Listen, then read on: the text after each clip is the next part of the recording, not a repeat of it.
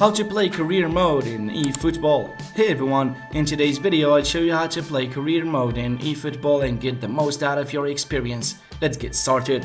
Open eFootball on your device and from the main menu select career mode to begin your journey. In career mode, you'll need to choose a club, so you can either select an existing top club or create your own team. If you pick an existing club, you'll manage their squad and lead them to success. If you create a team, you can customize the club's name, logo, and roster. Next, you'll create your managers, choose a name, appearance, and your managerial style. You'll also decide on your preferred formation and playing style for the team. Once your manager and team are set up, you'll start your career, so play through matches and lead your team to victory, adjust tactics and formations as needed. For transfers, you can use the window to buy and sell players to strengthen your squad. You can also manage training sessions, player morale, and other team details to ensure your squad stays in top form, doing different managerial tasks.